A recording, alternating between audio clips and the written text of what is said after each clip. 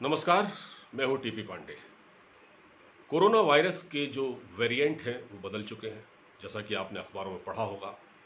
और डबल और triple mutation, इसकी बात भी आपने सुनी होगी। अमेरिका के शहर कैलिफोर्निया, जहां सबसे ज़्यादा नुकसान हुआ है, वहां से होते हुए वायरस इंग्लैंड और फिर साउथ अफ्रीका होते हुए भारत आया है। अब भारत सरकार के सामने चुनौतियों का पहाड़ है कि वो इस मुश्किलात से कैसे निजात पाती है। देखिए, चुनौती बहुत बड़ी है, क्योंकि भारत 1.25 अरब से ज़्यादा की जनसंख्या वाला देश है। और ये स्थिति है कि जब ऑक्सीजन के सिलेंडर तो कम पड़ ही रहे हैं, रेमडेसिविर इंजेक्शन की कालाबाजारी चरम पर है। आप देखिए कि कोई तो ये तक बता रहा था कि पैरासिटामोल भी मार्केट में उपलब्ध नहीं है आसानी से। लखनऊ से कोई सज्जन बता रहे थे। ऐसे में सरकार क्या करे? सरकार 18 साल से ऊपर की आयु के लोगों को टीका लगवाना चाहती है, लेकिन उत्पादन कहाँ है इतना?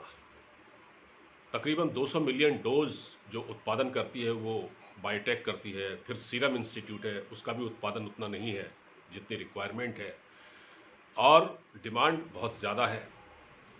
उधर अमेरिका ने पाबंदी लगा रखी है, अमेरिका रॉ मटेरियल दे नहीं रहा है। इससे भारत सरकार के सामने बड़ी चुनौती आ गई है।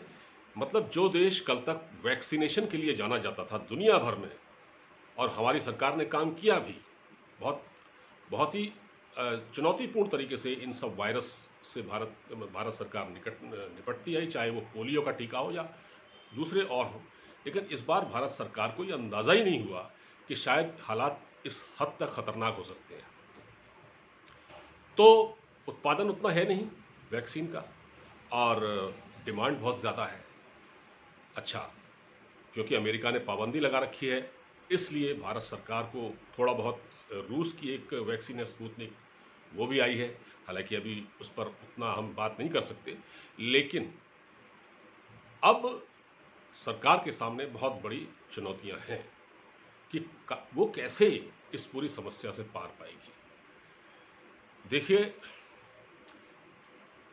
ये हालत ना हो जाए कल को कि जो कोविशील्ड और ये कोवैक्सीन वगैरह जो हम उत्पादन करते हैं, हमारा देश करता है, कहीं इसकी भी कालाबाजारी शुरू ना हो जाए। क्योंकि हर आदमी अब वैक्सीन लगवाना चाहता है। हमारे देश के भी लोग बड़े अजीब हैं। शुरू शुरू में लोगों ने लापरवाही बरती। सरकार कह रही थी कि आप वैक्सीनेशन करवाइए, वैक्सीन लगवाइए।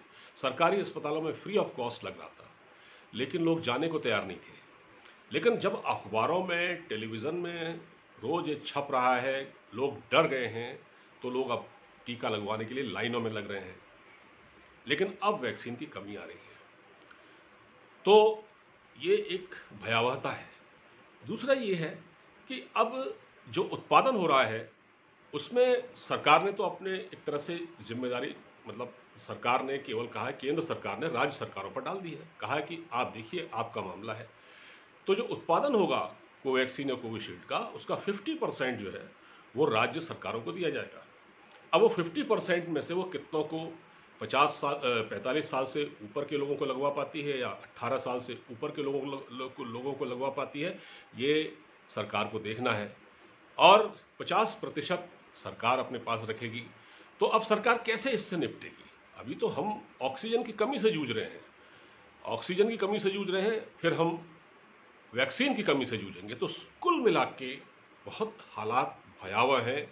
इस पर सोचना है कि अब सरकार ही कोई रास्ता निकालेगी। हम लोग तो घरों में बैठे हुए हैं, आप भी घर में बैठे हुए हैं। बस इतना ही कहना चाहेंगे कि आप अपनी हिफाजत खुद करें।